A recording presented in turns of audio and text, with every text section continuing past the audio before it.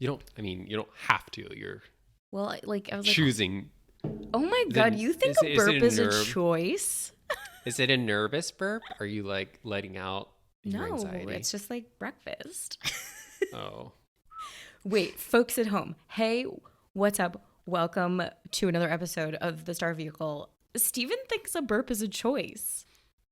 I think in most scenarios, a burp is a choice. Oh, I think. My God. You and my sister would love each other.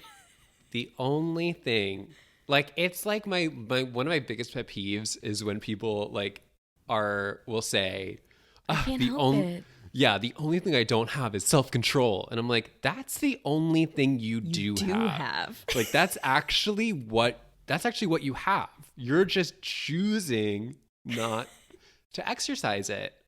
What I will say is like a burp out loud is a choice. Like a belch out loud. But I don't think you can, like, you can't stop it if it's happening, but like I will just cover my mouth and do it silently.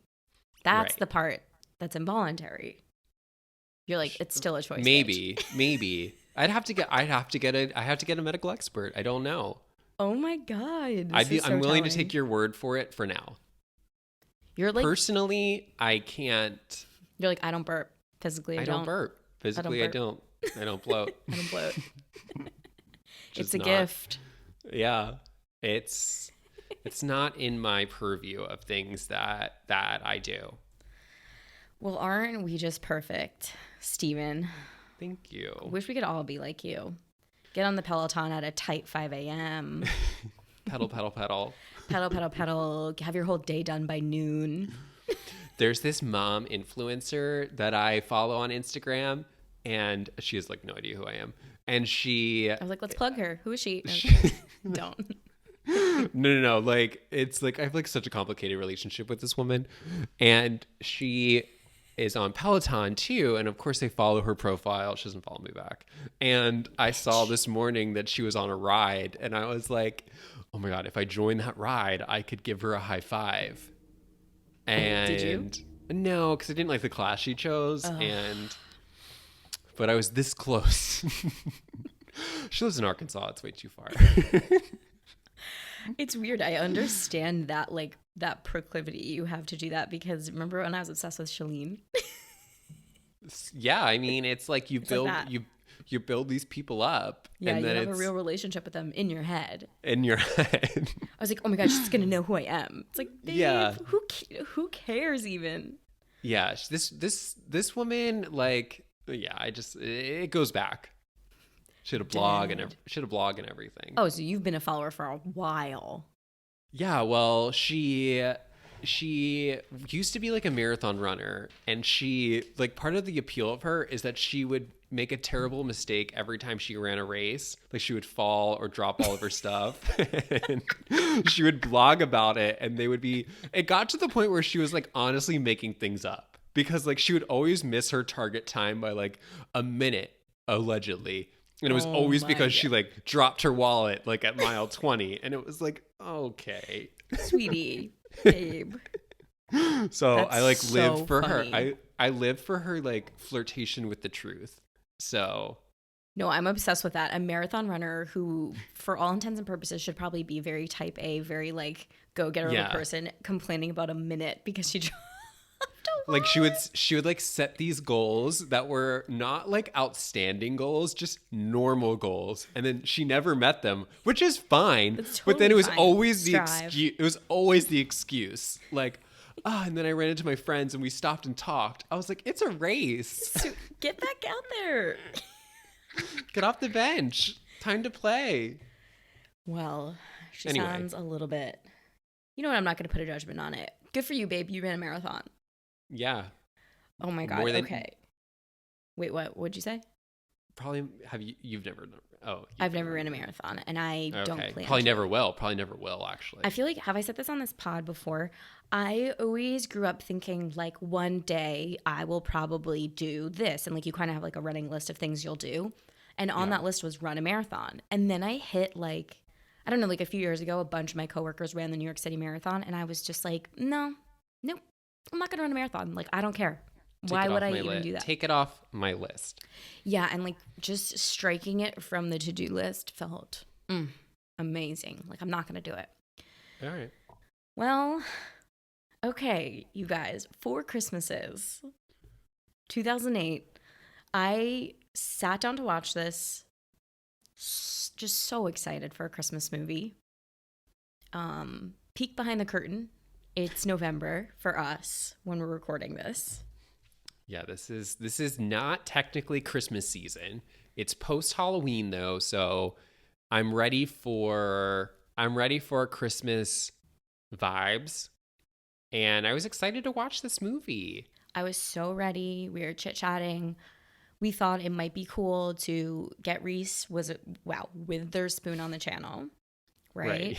Yeah, we're gonna get her on. We wanted to debut another star for you guys on the podcast. We know you've never heard of her, and we were just like, okay, we want to do something Christmassy, and I was like, okay, November has struck. Let's go. I'm so ready for this. Like, I want to just be like enveloped in this warm hug of a Christmas movie.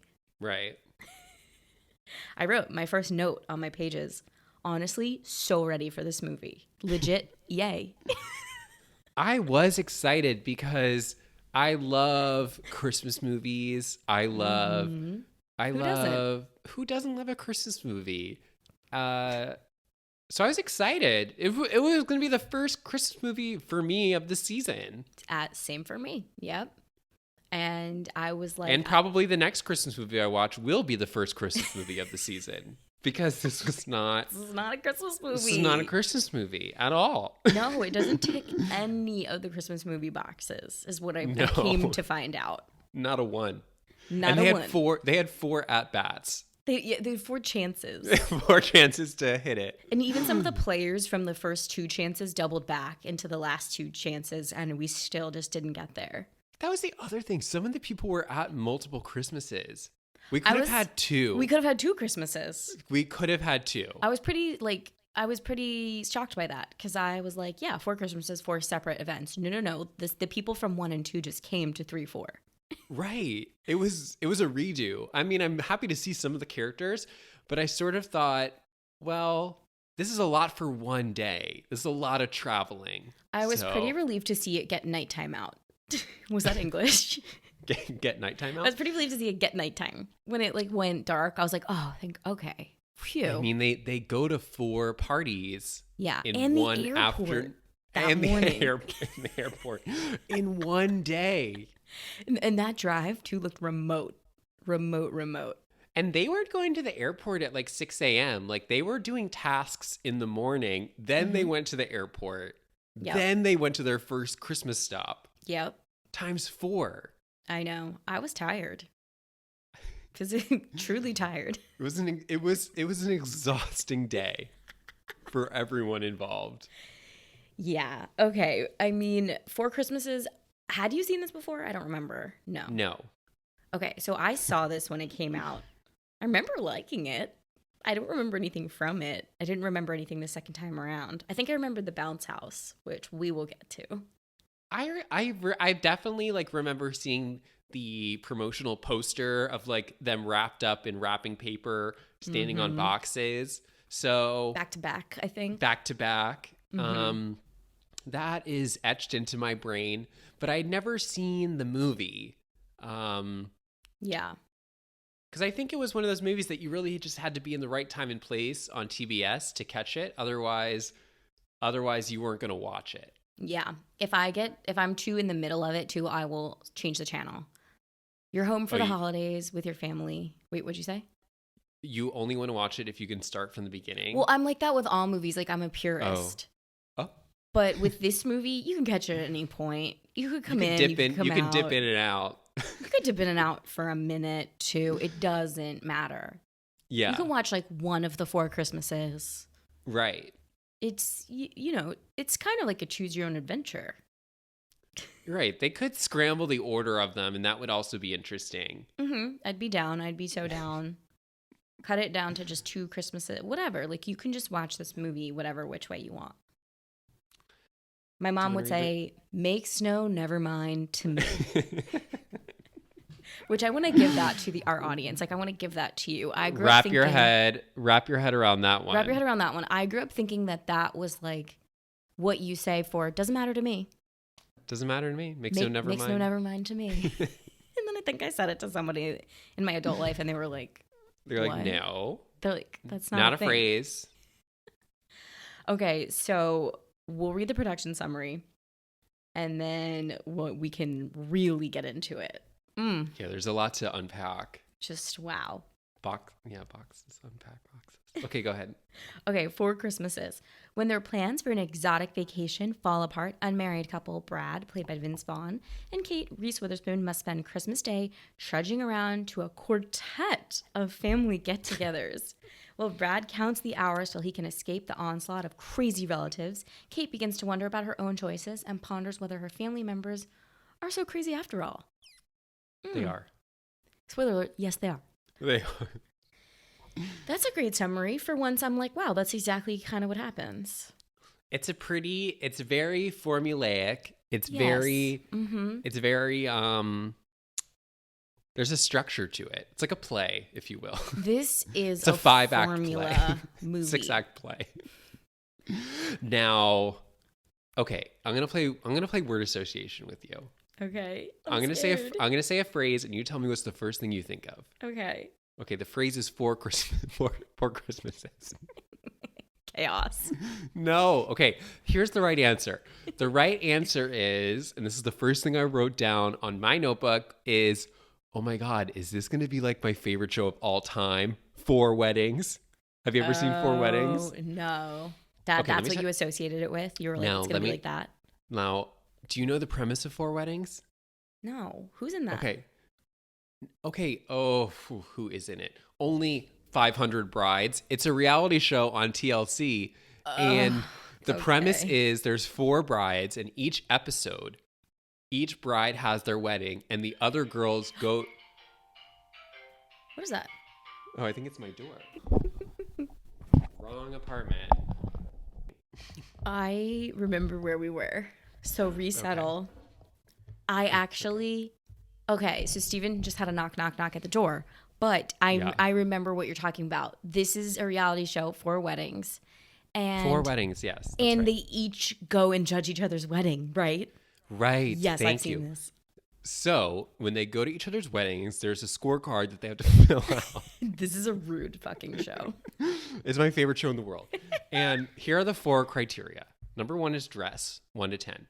Okay. Venue, 1 to 10. Food, 1 to 10. And then the big one, which is weighted higher, but yeah, we don't need to do the math. Overall experience, 1 to 10. So what I was thinking is that as we go through each Christmas party, let's rate them. We can rate them and give them a score based on the criteria that we have from 4 Weddings. 4 Weddings. Okay, I'm down. That'll really help me get through this. Yeah. And I think it'll help us be honest with some of these Christmases, because some of them I did not want to spend time. It just didn't feel Christmassy, but I guess that's the point. You know, they're like they're this couple who's like never going to get married, right? They've been together 3 years. Also, right. Did you feel like they were too old to be like this? It's like just they felt so immature. Yeah. In a way that was like unbecoming. It wasn't cute. It wasn't cute anymore. Yeah. Like I was like, you're 40. I know they weren't 40. Maybe they were like 35, but they were too old to be acting like this. Let's just say that. Yeah. First, like right out the gate, I'm like, okay, so we open in a nightclub, which I didn't remember. And a Christmas nightclub. A Christmas themed nightclub. And Vince Vaughn is like picking up Reese Witherspoon. And did you see it coming, the twist?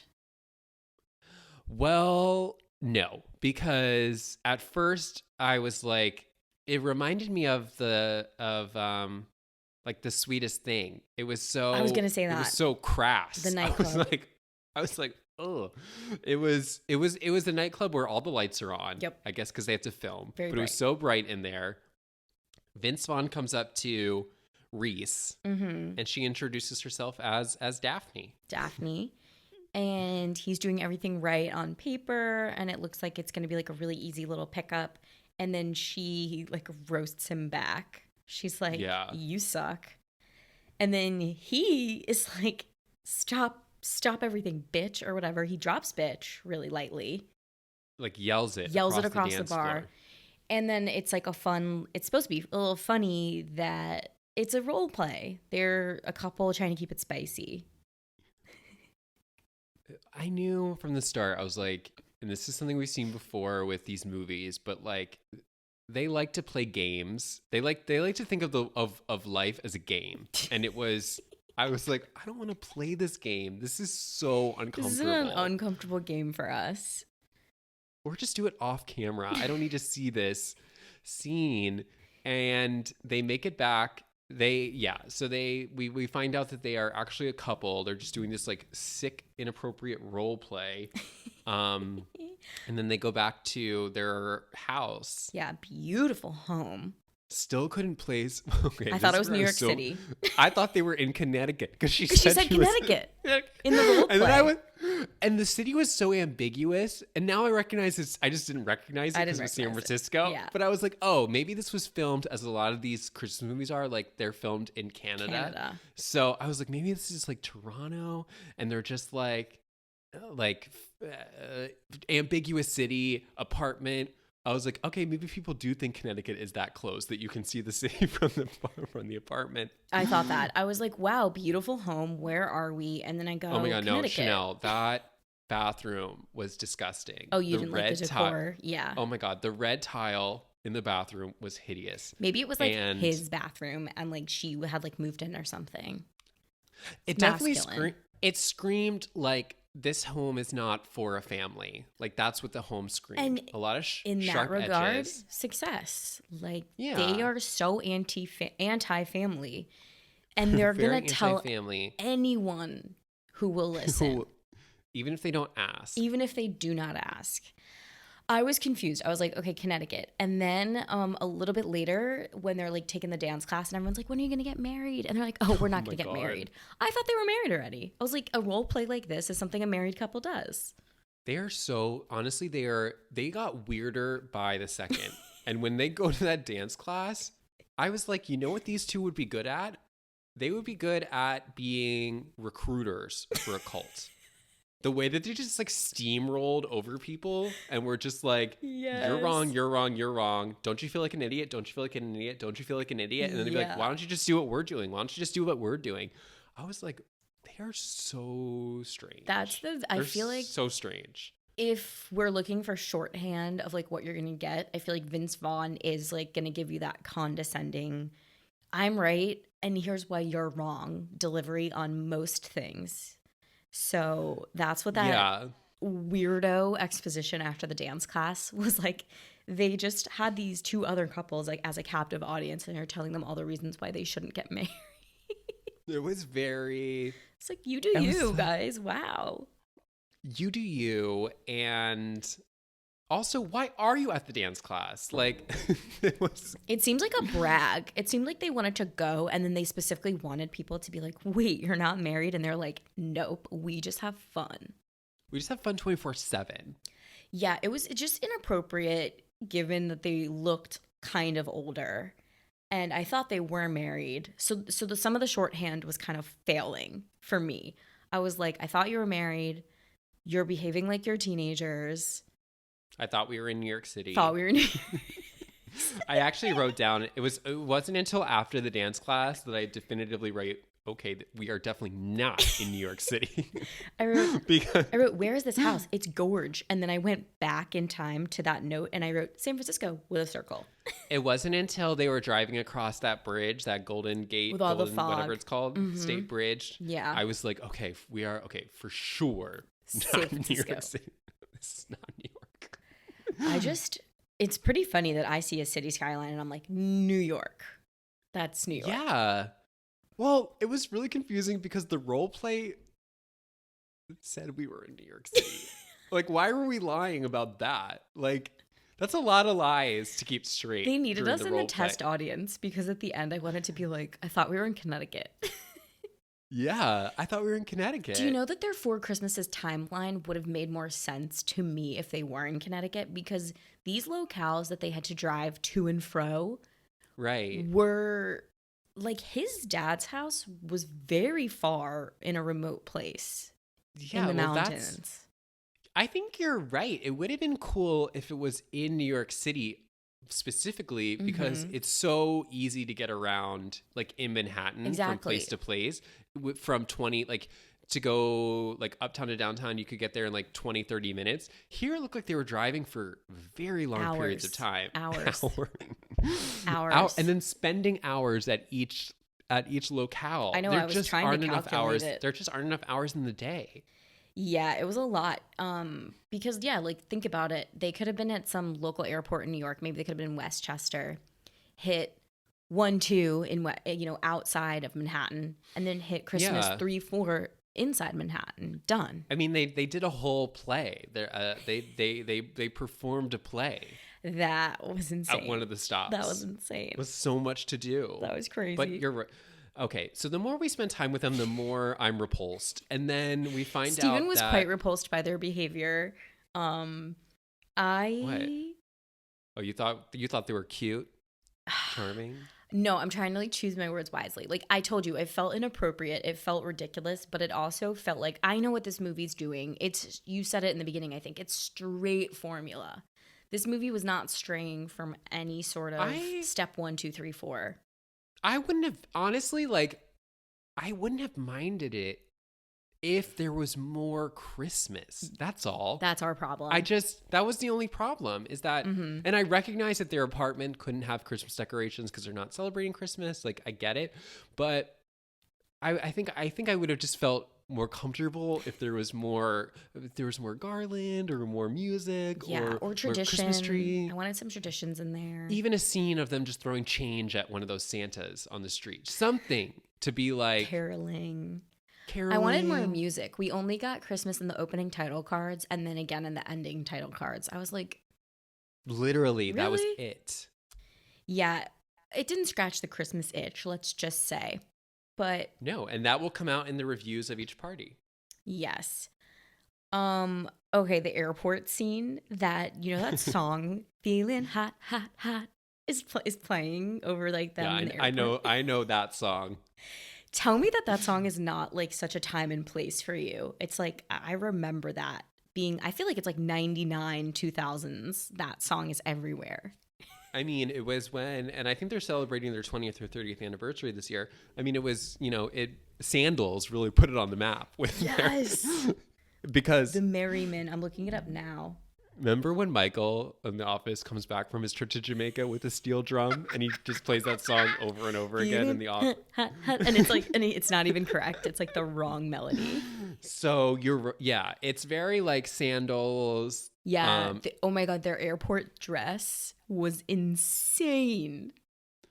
I mean, people who dress for the destination before they get on a plane, that's wild to me. I mean, you're really cart before the horse. Like, I would never wear the outfit that I want to wear at the locale on the plane. It's going to be wrinkly and smelly. Like, why would you wear your beautiful Tommy Bahama shirt on the Fijian airport airline? Swim trunks. I just said chunks. Swim trunks. That looked miserable. Yeah, and then they have the 2 ginormous hats. And they stick out like absolute sore thumbs. And then again, I wish this scene just would have pushed it further. Like I wish they were even more ridiculous. Like, have the sunscreen on already. Like make them look insane. And then we can have some fun with that. Yeah, I just wrote, who dresses like this at the airport? But I guess it's like a very nice visual when they're arguing with the person over the counter and they're like, sorry, I don't control the fog. We talked about this before when you got your overpriced sandwich. There's a certain level of nasty you just can't do in airports because TSA is watching and you have to be careful. People. He was so rude, Vince Vaughn's character. That's what I'm saying. He was really rude to that ticketing agent. Yeah. Like, they're like, sorry, I can't do anything about the fog. Like, what do you want me to do? And he's like, well, we already have couples massages. I'm like, because that logic follows. the guy was like, literally What? not my. I loved his line though. I think that they should print that and put it in like customer service handbooks. He was like, what was it? Like, I don't create problems. I just fix them or something like that. Yeah, or he's like, I didn't create the fog. I'm just here to deal with it for you. It was very sobering, very grounding for the movie. So wonderful. I was like, that's really important advice. Yeah. But I did think, okay, when the fog first appeared in San Francisco, which is where the movie takes place, I was there. They play like a twinkly, like, as the fog descends on the city. And I was like, is this like magical fog? Like, is it going to make things happen? You know, Kooky like, bodies change in fog. Are things gonna happen? It wasn't magical fog. It was just fog. weather. It was just fog. And I wonder if that's real, because that seems really hard to. I know. I was like, wow, that's like super flights. hard to deal with if that's what you have to go through. Like, I don't know how often this fog would come through. I didn't see anything weird about the fog until the airport told us the fog is bad for flying. I was like, that's beautiful. That's just beautiful. Because you see the fog descend over the bridge as they're driving. I was like, oh, pretty. Yeah. Yeah. I mean, I guess it makes sense. I understand that is why. And they just needed something to be like, you're not flying anytime ever. Yeah. So shoot. If this were New York, very easy. Sorry, the weather. Boom. Now, and this is something we got into with True Lies, but this movie also continues the conversation on hotels. And there is a big Radisson dig in this movie. If I was the owner of Radisson, I would be in court the next day. They were so slanderous to Radisson hotels. Vince was kind of a dick about it. He's like, oh yeah, you're going to give me a room at the Radisson? Okay, thank you. And I was like, they don't have to get you any room, sir. They were like, I'd rather sleep somewhere else. I was like, I don't know if you can say that. Like, I don't, it was really, is the Radisson good? I think it is.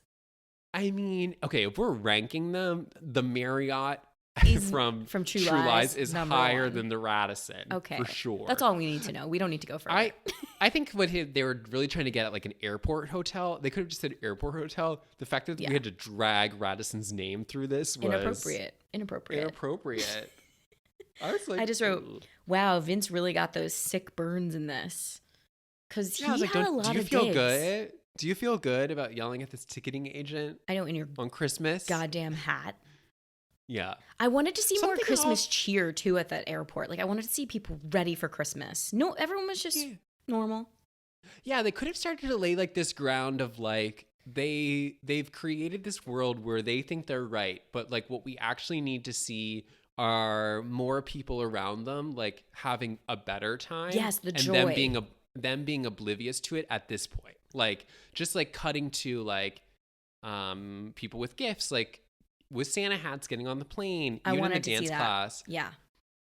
Even in the dance class, I think we got a little bit of it, but we could have gotten more of those other people just being like, you guys are actually real life crazy people, as opposed to just to start to realize that these two are wrong. Because they started to framed Vince Vaughn and Reese Witherspoon as the only happy ones, and everyone else was miserable. Like they go to the that like business dinner with his two colleagues. One of them was Kevin from The Office. And they're like, I'm going to go sleep on a cot and be miserable because, it's Christmas. And Vince Vaughn's like, you don't have to do that, which would make sense. But just for this movie, I just feel like I wanted to frame them as like the monsters that they were. Yeah, I mean, at the airport, I want to see kids getting presents. I want to see families like running into each other's arms. Reuniting. Yes, families reuniting. Very, very Love Actually. And they just look like cold-hearted, selfish bitches in their Tommy Bahama. Yeah. That would have been cool. So, but they get their comeuppance when they do. When a junior reporter spots them in line. I thought these were funny and they were clever, formulaic ways to get us to the Christmas. I liked this device. This device. Plot point. Yes, it's good. It's good. It was the best. I mean, like, how do you alert everyone in their family that these two they're free. Are grounded? Yeah. And they go to interview them, and the junior reporter is like, where are you going to go? Like, are you so bummed? Were you supposed to see family? I like that I convinced you to call her a junior reporter. Yeah, you're an asshole for that. She's just a reporter, guys. You called her that. Wait, I appreciate that self-awareness because you literally did. And then I was like, well, I guess this is what we're going with. Yeah. She's just a reporter. I love how I didn't feel like I could change it either. I was like, well, this is what we're stuck with. We have to stick with it now. She will forever be a junior reporter. She's just young. She's just young. She's just young. She's just young. Honestly, I do think that a seasoned reporter would have approached them ahead of time. That's what I'm saying. I'm like, are you cool to be on camera? Yes, no. But I love that they just kind of get rushed. And otherwise the scene wouldn't work. Yeah, and then I did appreciate those performances in that moment where Vince Vaughn just kind of goes blank in the face, and they're like, and they're caught. They're caught. Their families start calling, and they're like, come through, and it's really efficient because the movie's called Four Christmases. Let's get to number one. Yeah, let's get to number one. Get me to the first Christmas. It was interesting though how quickly they're just like, okay, I guess we'll just go to 4 parties this afternoon then. I know. The movie implodes without this. It was so quick. Like, oh, all right. And I was like, all right, I guess we're doing this. Because in those moments, I was thinking of like other excuses. Be like, oh, sorry, we have to like wait it out. We have to wait the fog out. Like, we can't leave the airport because something might come up. Like, know, the excuses you start spinning in your head. They were like, I guess we're going. I guess it only works because not only were they caught at the airport, but they clearly weren't going to do the like Angelina Jolie UN work that they had told them that they were going to go do in Burma. Yes. So I guess that's the only reason that it works. But yeah, like they're pretty much caught in the lies. And also we come to find out that a couple of the parents always knew that they were lying anyway, which of course, because some of the lies Vince Vaughn was spinning did not make any sense. No, not at all. They were anyway. So they very quickly cut to they're driving through the mountains. I was like, I guess this is near the airport because I want to do some mapping. Granted, my geographical and topographical understanding of Northern California is limited, but it just seemed like we were not near San Francisco. Yeah, fair assessment. I'll go with that. They were going weren't somewhere in the city center. Not even close. Also to pick at a minimum, this is an hour's drive. Okay, sure. Yeah, I'm on board with that. Right? Yeah, and a beautiful. Like if we're gonna judge these, I think one of the first things is venue. You said one of the first. We have dress, venue, food, which is important, and then overall experience. The dress, I think they wear the same outfits the whole time. But the dress, here's what I want to use the dress category for. Okay, I want to say, like, do their outfits and their presentations, not just Vince and Reese, because you're right, they say the same. Mm-hmm. Do the other people scream Christmas in the way that they present themselves? Oh, yeah. Holiday party. So just keep that in mind as we're going through it. Okay, good. Venue, of course, will relate to, holiday decorations. I don't want to just say their house is ugly because it's pretty clear this one. They didn't really try. Food is more specific. We know what food is. And then overall experience. That relates to, the vibe and how you would feel being at the party. Yeah. Okay, I'm down. Do you have any questions? No questions. Okay. This will be great. This is going to be fun. So let's start. We don't need to do the rubric right away. We can do it, when we wrap up or as we're just discussing, Mm-hmm. But they go to his dad, right? His dad. First? It's Robert Duvall, right? A lot of legends playing the parents in this. I don't know how they conned these people into this movie. I know. They probably was like... What did they do? I feel like a lot of actors might have this bucket list item where they're like, I just want to do one Christmas movie, like before I go, before I leave. Well, I actually think it ties into the sort of thesis of some of these episodes, which is that Reese Witherspoon and Vince Vaughn were big time stars. I mean, Reese more so still now. Vince is not. I mean, who cares about Vince Vaughn? Yeah. But like he peaked and fell a little earlier. I bet that it was career-wise probably a good idea to try to get into a movie like this because there's going to be a lot of eyes on it. Yeah. I'm sure it did well at the box office. I have no idea, but I know it is a slightly confusing movie, but I guess okay, so like the Reese we know today is like producing her own stuff. She's doing the best work of her career now. Yeah. It's really taken super seriously. I'm talking Little Fires Everywhere, where she produced, and Big Little Lies she produces and stars, and it's just like the Reese that I know now is like this super serious producer. Her stuff has eyes on it like crazy left and right. So to see her do this in 2008, I'm like, wait, what? But you know, maybe it was like a little dip in the Reese mobile. How about this? I bet she got a nice little paycheck for this movie. Okay? I bet she got a nice little paycheck. Yeah, and I think a lot of actors who are known for being more serious, I think they want to do comedies. I think they want to have fun on set. The movie has a great premise. Like, it really has a good premise. I don't think it worked out as they thought. It wasn't like that magic in a bottle, but on paper, this is a tight screenplay. I have a screenwriting book, and they use this movie as an example. Oh, not to brag. Use it to prop your laptop up. Is that how your camera is up so high? I'm the kind of person that carries the screenwriting book everywhere I go, like to and from multiple coffee shops, multiple times a day. For a booster seat. And I never open it. I don't crack it not once. I don't crack this book. It's just with me at all times. It's in my trunk right now. Okay. Yeah, that's how I am with some of my Marianne Williamson books. Okay. Okay, get back on it. So they pull up to this house, which is in a beautiful location. I will give it that. And it's beautiful. Mountains. I mean, this house, I think like what they're trying to tell us is like these people are trash, but the house actually had like really gorgeous views. Yeah. And if they just did a little light reno on the inside, I would be down. Yeah, it was just dated. That's it. No problems. It was just dated. The bones were there. Yeah, it was cute. And they're immediately painting his family to be, like you said, trash. For sure. In like the most basic way possible. Yeah. Everyone is named after, all the children are named after the cities in which they were conceived. Right. And which is crazy to me because Orlando is actually a really cute name. It is. I would have like. It's like a hot name. Yeah, like keep that name. What's his real Brad? name? He picked Brad. Oh, Brad? Like Brad? Keep Orlando. I would keep Orlando.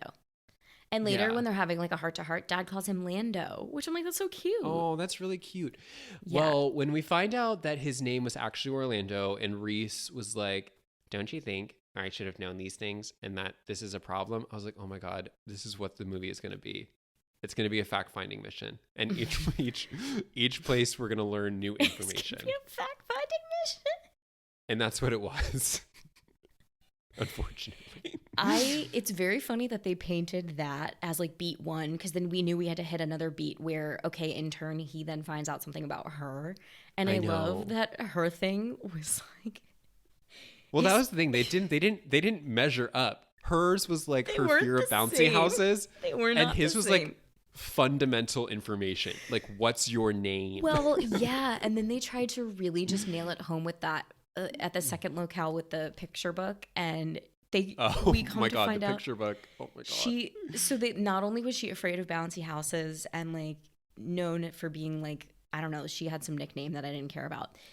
That we find out that she like used to be very heavy, and the fat cam thing was so dark. bad, so dark. It was really dark. And then they kind of lead you to believe that she had like a lesbian relationship with this girl in high school, and then each photo was supposed to make you die laughing. You're supposed to scream. You're supposed to scream with laughter with each new photo of like Reese in her like 80s garb and like her girlfriend.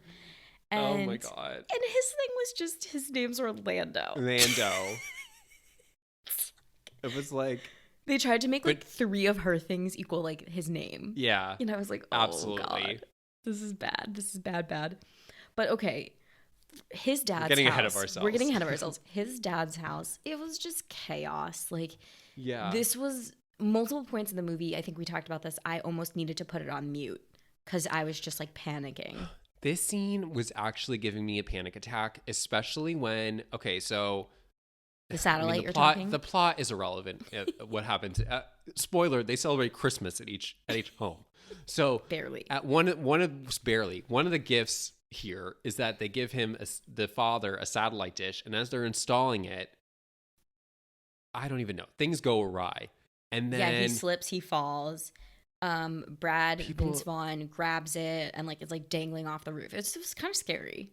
But they're screaming in that scene. Interior, the baby is screaming. And then all of a sudden the satellite falls. It's like I felt like I was going out of my mind. Yeah. The level of noise in this scene. When movies get just loud like this, and that's the point, like the point is to overwhelm, I start to kind of panic. I felt nauseous. I just needed a reprieve. And then they do give it to you. They give you the baby quiets, he falls, and it's like whew. But I will say this, and I wrote this down. I was like, I am refusing to be conned by this scene. This family, absent these two losers, and I'm talking about Reese and Vince. Yeah. They have a really tight bond. Yeah. And they actually seemed the most cohesive and like the most supportive of each other. Yeah, they make sense together. They love each other. They make sense together. They all vibe. His brother I loved his brother's wife, the pregnant wife. Oh yeah. She was the only one dressed for Christmas. She was so fun. Oh, she was dressed for Christmas. She was so sweet. She was so sweet. She was so funny. Her making that casserole in the kitchen just killed me. She puts the spray cheese on crackers and passed it around. And like we're supposed to be laughing with like Vince Vaughn and Reese Witherspoon. Yeah, we're like, as what they like losers. But I was like, they're like no. they're like spray cheese. I was like, you two can leave. Yeah, if you and don't go like to the go to the Radisson. Exactly, exactly. If you don't like it, get out. Go. Skedaddle. Yeah, I loved her. She was dressed for Christmas in a beautiful green sparkly number. She was making a casserole. She goes, hold the baby, I have to do another layer. And she goes and gets chips. I think it was like Frito. No, it was like Doritos or Fritos. It was so funny. She's taking mayo and she's spreading it on some sausages. There becomes like this recurring gag where babies like vom on Reese Witherspoon. Yes. Don't like vomit, but I liked the punctuation of that joke where you happens all the time. You weren't expecting it. And then it's like, boom. Well, not the first time, but then it continues to happen. It becomes a recurring theme. I laughed at the baby throw up because I wasn't expecting it. It surprised me, and I love a surprise. Yeah. They violate another cardinal sin where, did you get your drum out? Yes. They, during the gift exchange, they violate the $10 limit. And I thought this was so disrespectful because like, in what world I know. do you do that? Although I would have liked getting an Xbox, so I can understand both sides of the coin. Yeah, I mean, they were just trying to be like, we didn't know about the $10 limit, which makes sense because they clearly don't talk to their family. So they send their gift. They mail their gifts out each year. We find out. Yeah. So they don't even go to this. So the kid gets like a beautiful Xbox. Dad gets a dish, and yeah, just didn't. Honestly, it didn't hit. There was. I wanted it to hit. This first section just. It's just chaos. It's just chaos, and it's not really Christmassy. Like. Mm-mm. It felt more like a family drama than a Christmas movie. Yeah, they're just like, you're not around. And it was very clear he's not around because he doesn't know anything about this family. Not a thing. No. And then they're gone. And then like that, they're gone. Oh yeah, did you think the safe word was going to be more relevant? Before they go to any of the homes, they decide they're going to have a safe word that if they want to leave, they're going to say it. The safe word is mistletoe. They each said their safe word when the other one wasn't around. They just like said it to themselves. So when they picked the safe word of mistletoe, where my mind went was like, oh, they're going to say it and it's going to be manipulated by the other people at the party, right? Yeah, it's going to be like misconstrued as something else obviously they're going to get in a fight. Like you can tell that from beat one. Mm-hmm. And I was like, they're going to say Reese Witherspoon, in my mind, it's going to be like mistletoe. And then someone's going to be like, and they're gonna put it above them, and they're gonna have to kiss at like the most angry moment in the movie. Yeah, and like that's where this is going. That's where this is going. It doesn't. It just never. They only say it in absence of the other person. They say it in absence of the other person, and then it's a device, I guess, for a quick cut to the car, like a quick cut to it does sort of. Out. It does end the party, but it doesn't end it in the way that it's supposed to work. So party number 1, I love the brother's wife. I love the sister-in-law. She is amazing. Yeah. I would give this one, okay, the food, I would give an 8. Yeah. I loved all the food. Me too. The crackers and cheese and the casserole. The venue, I would give a 7. Oh, I might give the venue a 10 because it's like just the prettiest locale I've seen. Whoa. That's pretty crazy, I know. The dress, no one's dressed for Christmas except for the one person. Yeah, and that woman gets points for that green dress because it is the most Christmassy. So we'll give them a 5. Okay, and then if we have to. Overall experience, I would give a 9. I'm trying to weigh or an 8. I'm trying to weigh it against the others, and this is one of the better ones. Yeah, 9 for me. The overall experience, just because I feel like absent those two, this was a fun party. This is a fun party, and everyone is on board. And they were going to continue to have even more fun after they leave. Yeah, I imagined that. Okay, so they leave the first one, and then they go to her mom. Yeah, and she's like, beware, it could be a real cougar town at my mom's house. And I enjoyed this group of characters. This is my favorite group. I knew it would be your favorite as well. These are all my favorite women, but they didn't use Carol Kane at all. She's you wouldn't have even spotted her, I'm pretty sure. Well, that's what I was going to... it's like I only knew it because I looked at the cast list, but like... Yeah. She wasn't in the movie. Not at all. You know what I mean? Like, I'm starting to think there's a director's cut floating somewhere where we have Carol Kane talking. Just saying anything. I mean, we get tons of Kristen Chenoweth, which is fine because she does a really funny job. She does a great job. The other person not in the movie. Yeah. This is my favorite bunch. I love Mary Steenburgen. She has like a thing for like the pastor, the local pastor. We come to find out. The local pastor of like the mega church. That was so funny. Kristen Chenoweth is killing it as like mama. I'm trying to think. Yeah, and then they just don't use Carol Kane, and I was so excited for her to speak because I recognized her. They don't use her at all. But it's in the same way that the first one was about like exploring his backstory. This one, I guess, explores her, but I think it does it in a better way, especially when they are talking about. Well, up top, they talk about how she has a fear of bouncy houses. Yeah. And then I guess because they called her like a cootie queen or something like that. Yeah, a cootie something.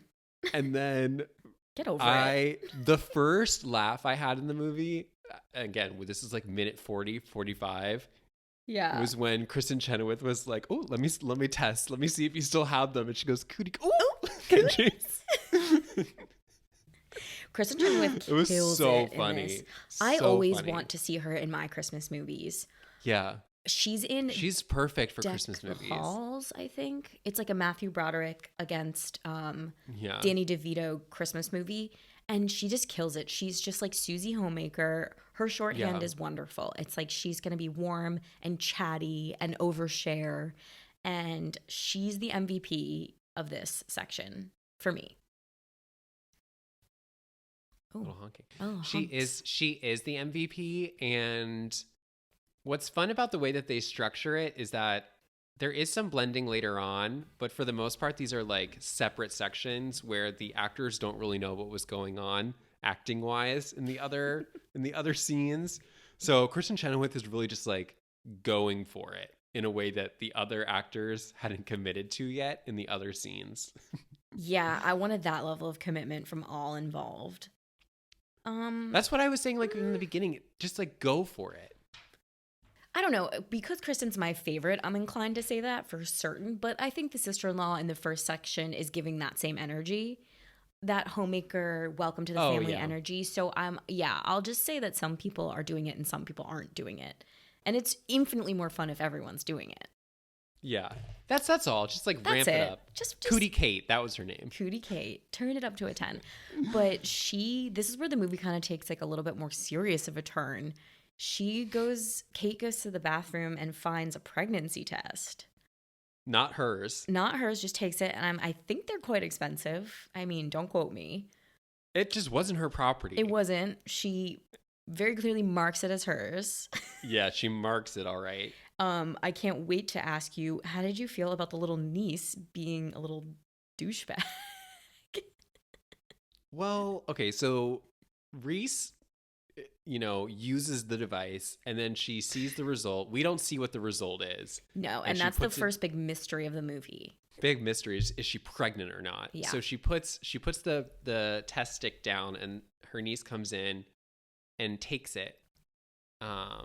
After Reese lies and says it's a magic marker, and then she's like, well, you just dug yourself into a hole because we're not allowed to have those in this house. So she's like, I thought that was pretty funny. She's like, so I'm definitely going to report this now. I have to go tell my mother. What's funny though is like she was she was sitting on the toilet. She was like 2 feet away. She could have just grab it. Just grab it. Just go tackle her for it. Yeah. But she chooses to let her run off, and she goes a chase ensues. This is the second panic attack of the movie for me. In the bouncy house? Yes. Those things are scary when you get piled on. They're fun when there's not that many people in there, but there's too many children in there.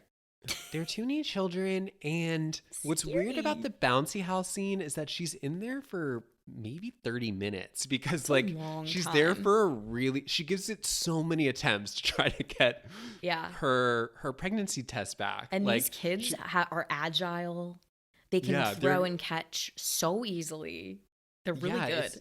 It's really difficult to get from one end to the other is what we're learning about this bouncy house. And that's all cross-cutting between her mother and the women showing Brad the photos of her younger years that we are supposed to just die laughing at. Die over these phases she went through. Yeah, these phases. We're sorry. We're sorry to anyone who is offended by this movie. It's offensive. It's dated. Let's just say that. It's dated. It's very... Yeah, they're really poking, they're making a punchline out of her weight. Not cool. Yeah. Not cool. Former weight. Yeah. Former weight. And they're making a punchline out of her high school best friend, who I guess she didn't date or hook up with, but they were implying that the girl wanted to or something. I don't know. Whatever it is, when they bring it up to Reese in the present day, she's very much like, ew, yeah. No. Oh my God, no. She just wanted to put sunscreen on me a lot. Oh yeah, we went to the beach and we would play masseuse or whatever. It was and then she realizes it hasn't aged well. Let's just say that. Yeah, age like milk. We love that phrase. We love it. And Vince Vaughn finally has fuel to be like, you're mad at me? Well, I'm mad back at you for not telling me you went to fat camp. And it's just apples and oranges, bro. This is not the same thing.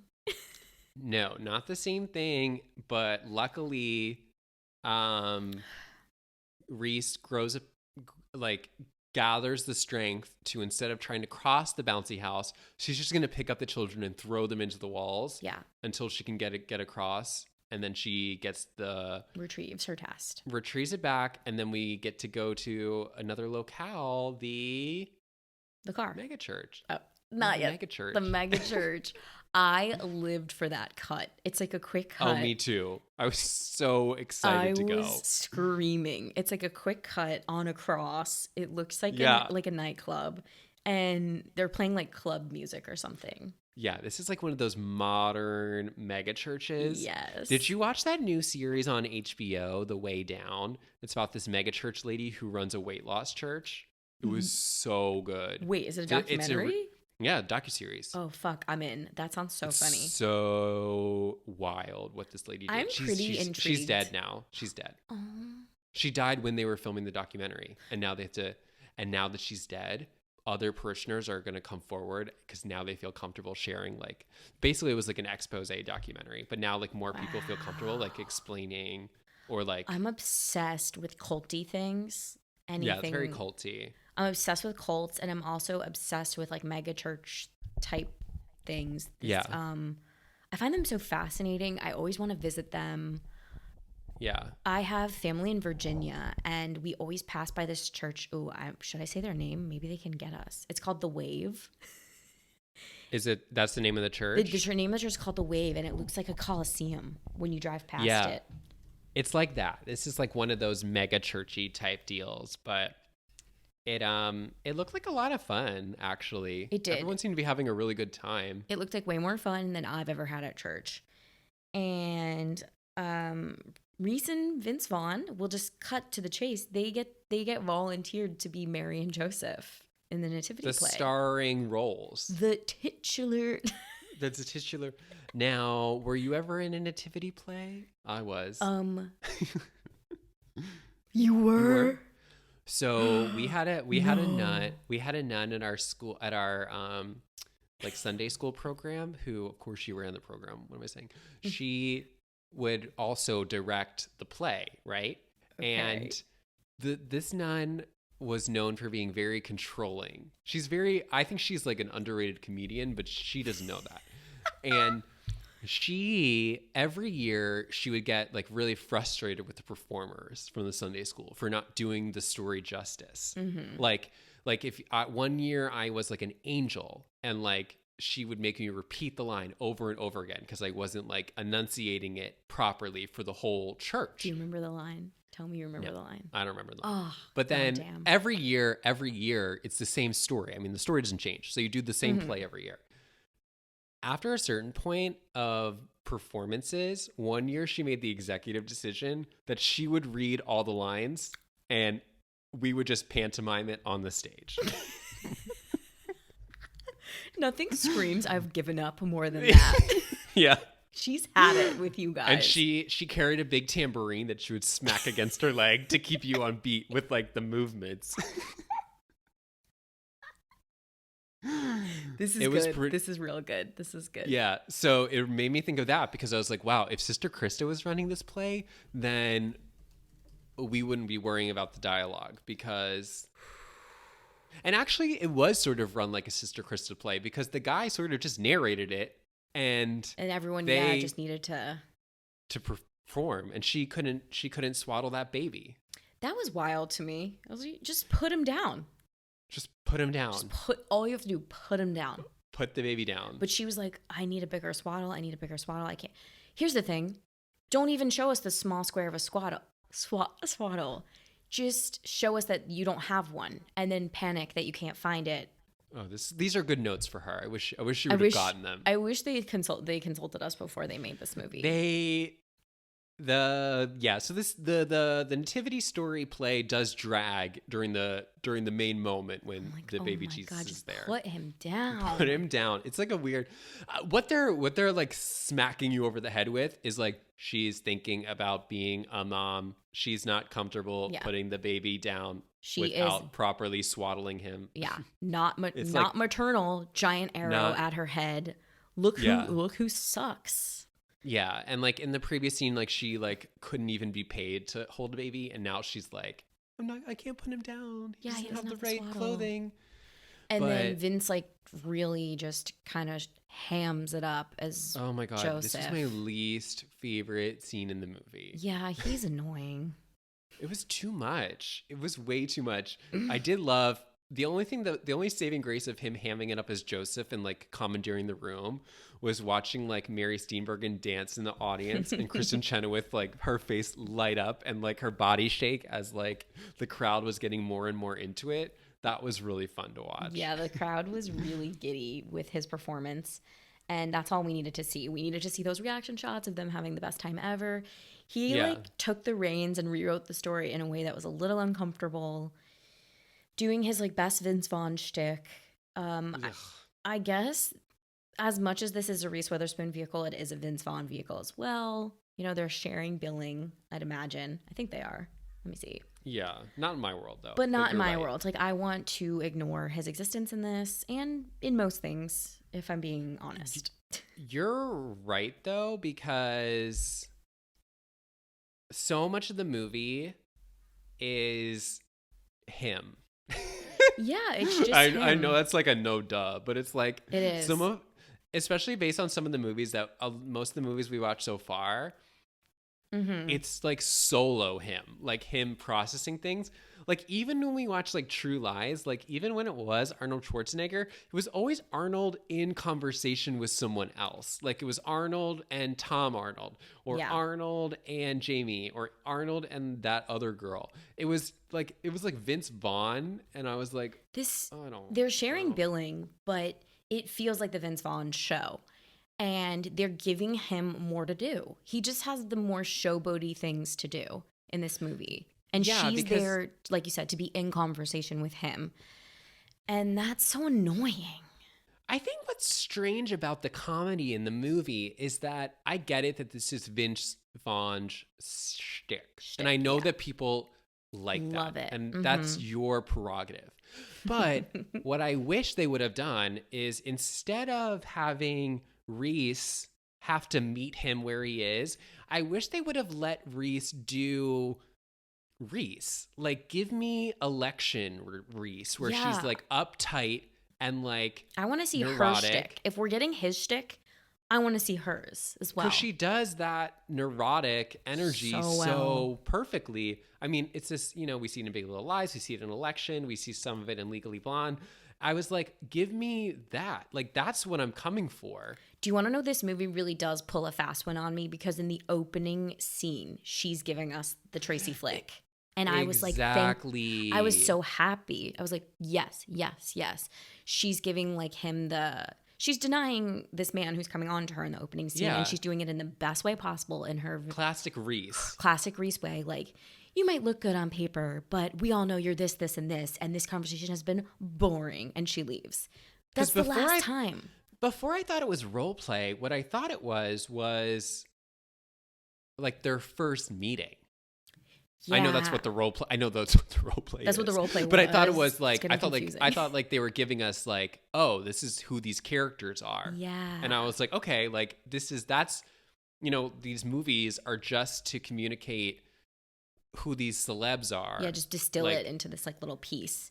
And I was like, okay, I get it. He's goofy and annoying. She's uptight and like neurotic. Fine, I can watch that balance. But when in their real life, or rather, once they leave their role play, we're led to believe that they're actually the same person. That's what they're trying to tell us. They were telling us that they were two peas in a pod, that they believe the same thing wholeheartedly, and they both buy into this like lifestyle. What it ended up becoming was, it looked like she had to fall into what he was, instead of like letting them share their thing. It looked like she had to just kind of like erase her Reese Witherspoon-ness to become Vince Vaughn. Yeah. To get them to come together. And I was sad about that. I think there's a way to do this where you don't do that. I think the movie also tries to say that like she has lost part of herself and like she is rediscovering what she wants, but it's not as intelligent as that. It definitely was just like, you two are going to do the same comedy. Wait, I don't know. I hate to go here, but according to reports on the trivia page. Oh, I know. Reese and Vince hated each other. Did you see that? I read. Yeah, it was the first thing that I saw when I actually looked up the movie. Good. That makes sense. I was looking up the cast. No, apparently that makes there total was like sense to such drama on the set. You can tell. And I read that like the principal piece of the drama started because like when they would get ready to do their scenes, Reese wanted to take it like serious. Yeah, not rehearse. Portray it seriously, rehearse, but like he was like, no, I'm not going to rehearse. I'm just going to make it up, ad-lib it. And she was like, what? That's kind of like what comes across. Like he comes across as someone who had just... to. But I like hate this. Acting-wise, I think it actually does sort of speak to what we're talking about, because it was almost like she was forced to meet him on his level, because like you can't have one person ad-libbing and being that style and the other person wanting to follow the script. It's not going to work. Yeah. This like makes me kind of sad, because I would be the Reese in the scenario, not to brag. I would be her. I would take it seriously. I would go by the script. I would like do what my director wanted from me. And the fact that he's just going to throw out all the rules and make it the Vince Vaughn show, that would totally annoy me. And then you know how it's going to turn out in post. He's going to kind of look like the star too, because he does have some ad libs that they stay on him for. Like I know for a fact he's ad libbing the whole Radisson thing. I'm pretty sure. And he's doing a lot more like not shitty ad libs. I mean, he's being mean in the ad libs. Yeah. And they're choosing to highlight them because they think it was funny. And she's just someone who's like playing by the script, and she looks like second billed instead of they're sharing billing. So, okay, I'm really glad I saw that fact. I didn't realize. Now you know. Okay, so they do the church thing. Yeah. And then we're done. Yeah. He's like, this woman doesn't know what she's doing. He pretty much makes it about how much she sucks. It's too much. Cut to the car again, right? Now we're going to his mom. Yes. And I'm trying to think. We don't get the car conversation yet, the baby conversation. That's after mom's house. I think that's on the way to the dad. Okay, right? yeah. So we have one more. That's where everything happens. Yeah, we have one more fun and games section. We go to his mom. It's Sissy Spacek. Again, how did they get her in this movie? I don't know. I think she's she doing wanted great. to do a Christmas movie. She's doing great. I mean, she's also acting in a different movie. I mean, in the sense that I just feel like she didn't know what the other scenes were, and she was just like playing sweet mother. I'm sure she went to the premiere and was like, "Wait, this is." Now I will say, the movie I'm in? Now the only thing that we have to talk about in this scene, because it's really just whatever, is the taboo game, because that's really the highlight. It's the best. Because what they're now teaching us, because each of these, now what I realized, I wrote this down after the last section, I was like, this movie actually is very religious. This is like a pilgrimage. Like, we're going from stop to stop learning things. Dead. And the lesson of this stop is that not only do they like each have secrets that they didn't tell each other, they just like, they don't know anything about each other. It's not just like these one facts, it's everything. And that all comes to play in a wild game of taboo. Yeah, this is one of my favorite devices in the movie. It's the best. It's the most successful in communicating. Yeah, This was the best. This was the best scene in the movie. Just by that juxtaposition of, okay, so they're playing taboo and they get nothing. They get none. They're not able to win any points. Not able to win any points, and Sissy Spacek is holding the buzzer and just buzzing when he says words. When you can't he say that. Words. You can't say that. And she's like taking her job really seriously, and he's like, "I'm the person giving the clues." Like, what? Yeah, it was really funny. Yeah, Vince and Reese can't get a single word correct, and I didn't even notice they were there, but I noticed they were there during the game. But the same couple from the first party are at Sissy Spacek's home, which makes sense because that's it's also their their mom. Yeah. like we said up top, pretty shocking that 4 Christmases could have been 2 Christmases if they just decided to meet at each other's homes. But I guess the idea is that they're divorced and they can't be in the same room together. But yeah, they're also end. beating you over the head with the idea of don't get divorced. Yeah, this is an anti-divorce movie. It's very anti-divorce. Yeah, but I loved the other couple playing taboo, which was the sister-in-law, Susan, and I forget which brother. It's either Denver or Dallas. But How could you forget? Well, one of them is Jon Favreau, and the other one is Tim McGraw. I just saw that. Really? Did you see that? Okay. They are doing really good work. They're good. They're doing great work. I think it's Jon Favreau. And but they're getting every single one. They get every single one. If you've never played Taboo, you have to get the other person to guess a word, and the card gives you 5 other words you're not allowed to say. Yes. So it really is place to your strength if you're able to build it into your life and explain it. Yeah. And that's what they do. And it's boom, boom, boom, and they get all of them. I screamed when it was like... Yeah, what was your favorite? My favorite one is she gives the clue of, I helped you figure this out last Thursday night. And he goes, alibi. It's the best line in the whole movie. I laughed during the Cootie Kate scene, but I scream laughed during this. Alibi. This was literally the funniest. This was the funniest part of the movie. It was so funny, and the timing was impeccable. And those two earned their keep that day. They're literally like, how? Afterwards, Reese was like, "How many did you get?" 7. 7. It's like, oh, they just kill it. It's really hard to get 7 taboo words. That's really impressive. I love these kind of games, like the Pictionaries and the guessing games. But if I had to limit my vocabulary, that's hard. It's so hard. Like you really have to be simpatico with your partner. Simpatico. Oh, I want to play this. Yeah, taboo is fun, but again, this is merely just a device to highlight how little these two know about each other. Yeah, and it's very successful. And Yeah. I loved that little, I just loved it. It was such a good little part. And then we go to the last house, or we get the car ride to the last house. We're driving to the last house. And it all spills out. And they had a little minor fight at the last house. It's like irrelevant as to what it was, but like it just signals to us that like something is rotten in the state of Denmark. Like something bad is happening. If you couldn't already tell, they're not doing well as a couple.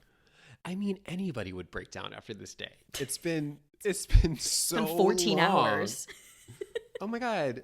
It was like, take me to the airport and I'm already like out of 10. I would have went back home and went back to bed after. Let alone go to 3 parties after. Yeah, so this is like the car ride where things actually do get kind of serious and we have to take care of business in the screenplay. Like we kind of know all this is coming. She spills that she took the pregnancy test and he's flipping out. And she's like, it was false. And I was like, oh, damn. And right, because still up until this point, we still don't know if she's pregnant. Yeah, it's one of the good secrets. I love secrets in screenplays. I love when you don't find out, when you kind of have that lingering. It's the only thing we want to know in the screenplay. Yeah. Is she pregnant or not? And it's like anticlimactic. She's just not. Right. She's just not. He's like, you pulled the goalie? Yeah. You pulled the goalie? That's not cool. Ugh, like accusing her of like just getting pregnant without consulting him. I'm like, bro. It was gross. And I bet that the script on the page might have handled it a little bit more delicately, but like, yeah, he did not. Yeah. If they hated each other, it makes total sense. Yeah. They get to her dad's house and she's essentially like, I'm going to do this one solo. See you later. Yeah. She's like, I can't go in there pretending anymore. The most honest thing that's said in this whole movie. And she goes in alone, and her father's Jon Voight. And I wonder if Angelina Jolie saw this movie. I know, I felt like he was talking to her directly in some of these scenes. I know, so right? Like, this is like his on Golden Pond moment. Yes, it was. He's like, I'm just going to pretend you're Angelina Jolie. I think so. And he has like a lot of really poignant things to say about family and getting together. And this is the first house where I felt like it was Christmas. I was going to say that. The first and only. Finally felt like it was Christmas. And I was so happy when we got inside after his spiel that Kristen Chenoweth was there. Yeah, so the mom, Mary Steenburgen, Kristen Chenoweth, the little niece, they've all gotten together. Yeah. Christmas number 2 has folded into Christmas number 4. In the best way. Right. All the same people from before. Mm-hmm. But it was really sweet. And you're right. This was the only party. And it's not just because his house was nice. This was the only party that actually felt like Christmas. Like there was eggnog and a tree and lights and a fire. That golden glow of Christmas. Still no music.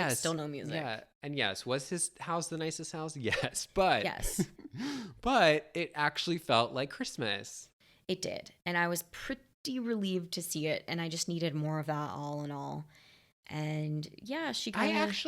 I for the first time in the movie, and I think like talking about it now, it makes more sense, like why I felt this way. But once Reese was alone away from that man, I was like, okay, I can dive into her character. I felt like much better. I felt you could see that better. She was happy to be by herself on set. Yeah. And it gives him a chance to go and reconnect back with his dad. Yeah. Which right. Is just great news it's good news for both of us. We needed a break from them together. And then like, okay, granted, I know that they have to get back together. I get it. Ugh, yeah. But I was sort of like, I think things are better. Me too. Separate. This is a pro-divorce movie as far as I'm concerned. It actually was a pro-divorce movie because they were much better people apart. Agree. I was like, keep them apart. I liked these moments better. It was like, finally, they didn't have to be like these two like clowns. They were like showboating for everybody, including themselves. Yeah. And now they're just like real people. Real people. And I felt like Reese was like actually able to act and not like, and you're right, not wear the red nose and like squeeze a little horn. Yeah, she didn't have to like just place. She literally was giving him all the assist moves and he's scoring all the goals. She's there just like lobbing him passes. And he's like really bringing it home. And you can tell whoever edited this and the director and whatever was like, yeah, cut to him. Like, oh my God, every time. They think he's the star. Yeah, so she sees the family having a good time and she, you know, they show, they don't tell, but she's like, oh, I want a family. I want a family. And then he, after talking to his dad, comes back and is like, I want to start the conversation of maybe one day possibly getting married to you. If you're listening to this pod, Steven is giving his best snooze face right now. Snooze. Again, I know we had to have the scene. I feel like that could have been a Vince Vaughn edition too. He's like, my character here wouldn't say I want to have family with you. He'd say I want to maybe start trying to maybe sort of kind of one day think about getting married. It's like, can we just be serious for a minute? Yeah, he would really bug me on set. I can feel it. It was like, oh my God. But they've each had their come to Jesus, so to speak, moments, and now they're getting back together. Yay for us. Yay. Yay. Oh my God. I just looked at the movie. The runtime's an hour 28. That's light. That means they didn't have much. I'm thankful. Not only that, Chanel. What? It is an hour 28. But I stopped the movie when the movie ends, which is essentially now. Yeah. There are 10 minutes of credits. It's an hour. The movie is an hour 18. Yeah. Yep, it is. Isn't that crazy? That's crazy. That means they didn't have a lot to go. 10 minutes of credits is a long time for a movie like this. To make something theatrical, to get something a theatrical release, I think it needs to be about 70 minutes. You can't. Yeah. 60 is too short. You can't call it a feature film. Yeah. So they're at 78 minutes of actual movie time, and then 10 minutes of credits, like you said. In some of those articles that I read, one of the problems that came about with them fighting is that then like Reese refused to film certain scenes with him. So I think like they actually, not that I think the movie was going to be 2 hours, but I bet it really was probably a 90-minute movie. Yeah, classic 90. I think a lot got cut because an hour 18 is so random. It's too short. I mean, the movie felt like it was 7 hours, but it was like 118. I was like, what? Yeah, this movie was absolutely dragging, and I kept checking the runtime, and that's saying something after we've done True Lies. If you want to know how I feel about that movie, go listen to that episode. And that was 2.5 hours. But yeah, when you see an hour 18, something was up. Something happened. And I am reading like there was supposed to be like a love scene and she refused. Good for her. Like, thank God. Yeah. I mean, I guess there had to have been a love scene because they do end up with a baby at the end. Cut to. I mean, the movie is over, but like surprised to get back together, and then they have a baby. Yeah, a year later they have a baby, and this just like undercut and cheapened the whole thing for me to play the same joke again, which is they didn't tell their families after this. Oh, right, because the news crew, right? Yeah, after this like wonderful 17-hour day on Christmas of like learning about family and coming to love one another and each other's families. They didn't learn any lessons. They didn't learn not a single fucking goddamn thing. Cut to, they have a baby. Hey, are you going to bring your family in here? No, we've told none of our families. Our families don't even know we have this baby. Cue junior reporter, news crew. First baby born on... Call back. Hey. Yeah, call back. First baby born on New Year's Day. How do you feel? Vince Vaughn and his dumb face. Cut to black. Literally. Oh my God, this freaking movie.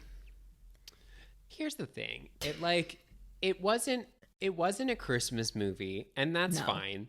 But it also wasn't. I don't know what it was. I don't know what the movie was, honestly. It was a game. It was a game. It was a sick game. It was a day of games. Fun and games. Less fun. Just games. Yeah. I don't know. It's just... And maybe what they really could have done, like, and where like ramping up the Christmas would have helped is that like what we never got in between the different parties. We got frustration that they didn't want to go, but we didn't get like that haggard, like Jamie Lee Curtis in Christmas with the Cranks, like Christmas overwhelmed feeling.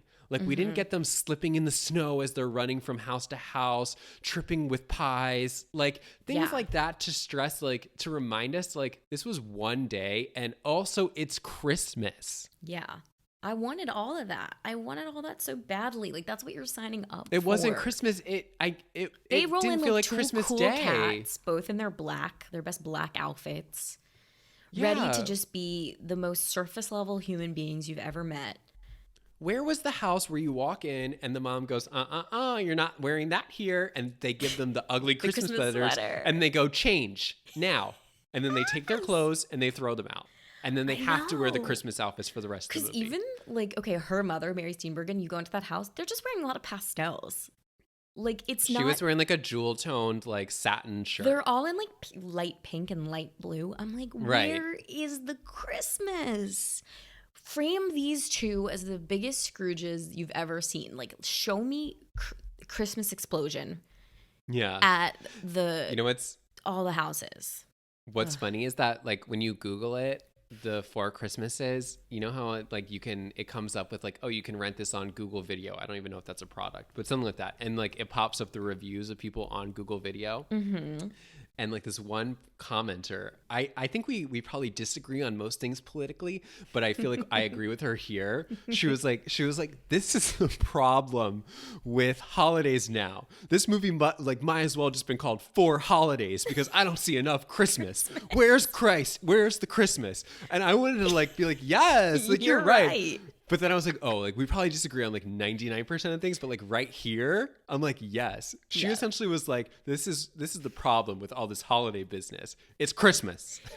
4 Christmases has bipartisan criticism. Yeah, it felt very like, it felt like we washed out the Christmas. Yeah, we did. They did. And that's okay. It could have been, I mean, it's okay to have a Christmas movie, just like lean into it. Like, where's the Christmas? That's really funny because, yeah, I wholeheartedly agree with that woman's take. And then I'm like, am I the problem? Where I'm like, well, you're not going to wish me Merry Christmas? Yeah. Like, the movie's called 4 Christmases. Exactly. The movie's called 4 Christmases, okay? To her point, she was like, they should have just named it 4 Holidays because... Sure. Make 1 or 2 of the family members agnostic or Jewish. Easy. Yeah, Again, it's just like, I think she made a good point there, and I agree with her. I don't know her name. Good on you, babe. You did it. If I find it, I'll take a screenshot of it. Yeah, I'm like trying to like see if there's anything. Oh, many of the film's key scenes were improvised. We know. That's a nightmare. This isn't Curb Your Enthusiasm. Seriously, Vince, take a seat. It didn't work like that. I would have loved to have been on set for this. I want to see this drama. Oh, the eye rolls, I'm sure were... Oh my God. Okay, if I'm like a PA on this set and Reese and I are like at the craft services table together, I just want to like lean over and be like, I know. I see it. I see you. I see it. I see you. I see what you're doing. And I want you to know I couldn't do what you're doing. And you're doing great. And then maybe she might tear up or something. Maybe. And then take her carrots and hummus and walk away. You know what I mean? Like, that's kind of how I see it happening. She's like, pass the salt. At least she went on for the next decade to have a killer career. And I don't even care what he's doing. I love how mad I am at Vince Vaughn for doing his job in this movie as well. I am mad at Vince Vaughn. I'm mad at him. I'm legitimately upset with him because I think he ruined this. I agree. I 100% agree. I think he ruined this movie. He just made it the Vince show. He doesn't know how to be a team player. With his shenanigans. Okay, I get they have to have a guy in there, whatever. Get somebody who won't do that. Put Owen Wilson in there if you need that brand, okay? I'd rather have Owen Wilson than him. Agreed. Or Ben Stiller, okay? Give me one of those. Yeah. I know Ben Stiller. Paul Rudd would have been bipartisan. Paul Rudd. Give me one of those guys. Yeah, give me someone with mass appeal. Yeah. Agree. Give me... And Paul Rudd would have been a great choice for this. Yeah. Because he would have been able to... Because I think what the movie wants you to feel is a connection to both of them. Mm-hmm. And you end up not feeling, I'll speak for myself, you don't feel a connection to either of them by the end of the movie. Yeah, that's fair. And it's like, I was rooting for Reese, but I was like, there's no there. Yeah, she doesn't like. What is her job? Like, he has a job. What's her job? I know. Just to like I said, it's her job is to give him the assist passes, and I feel so bad. I feel really bad for Reese Witherspoon in that regard. And I think Paul Rudd has the shorthand of being likable. Like, you like him, so it kind of makes like we love Steve Carell. So any cringe thing he says as Michael in The Office, you're kind of already on his team because you're endeared to him. Yeah, I think Paul Rudd would have been able to give that shorthand of like light and bright without being like gross. Yeah. Which Vince Vaughn does. Yeah, Vince is just like sleazy. Sorry, Vince, if you're a fan of the pod. Yeah, but... and like that's his shorthand. Okay, so it's like it's fine. We're not even saying anything like new or groundbreaking. The shorthand of when you cast Vince Vaughn is kind of like egotistical, sleazy, doesn't really care about his appearance, doesn't care what he looks like, and he's there to just like shit on your characters. Yeah. So I feel like he works better as a side player. Yeah, give him a supporting role. He could have been one of the brothers. I mean, he was one of the brothers, but he could have been a different brother. Put the country singer in the movie. Get him off the bench. Tim McGraw. I would have rather had Tim McGraw, a person I didn't know was in the movie until right now. I didn't know Tim McGraw was in the movie either until I just looked at the IMDb. And Jon Favreau. Anyway. Okay, so this one was a doozy. I'm sorry that it wasn't the most fun for you, Steven. Apologies. Here's what I'm glad that we got this out of the way because I feel like we're gonna do more Christmas fun and cheer, and I'm glad that this was the lowest step to step on. Because I think this wasn't the end. Can only get better from here. Nowhere to go but up. Nowhere to go but up. Nowhere to go but up. Yeah, I'm happy that we started on this note. Only gets better from here. The next Christmas movie I see better have Christmas throw up all over the screen. I just want to see tinsel, sparkle, ornaments. I want to see too much Christmas. Yeah, I want to see the Christ back in Christmas. Agree. We're also kidding. Yeah, I just want the aesthetics. I want the aesthetics. Paper. Yeah, so it'll be interesting where we go from here. Who knows? Who knows? All right, I feel good about that. I mean, I have nothing else to say. Quite truly, there's nothing else to say. I mean, how much more can you say about a movie that takes place in an afternoon? What else can you say about a movie that's 1 hour and 18 minutes? Truly. And that's really pushing it. That's like that epilogue. I guess we said more because we've been talking for longer than 1 hour 18. Shut up. We talked longer than the runtime of this movie. Okay, we have to stop then now. Okay. Yeah, I'm over it. Thank you, everyone. Thank you so much. Please rate, review, subscribe. What he said. And please just this one to bed. Please just, keep Christmas in your heart. Yeah. And run out and support something Reese Witherspoon's doing. She really needs the help. Yeah, she's broke. Go donate or something. Yeah, give her a Venmo. Okay. All right, bye guys. Bye, Steven. Bye.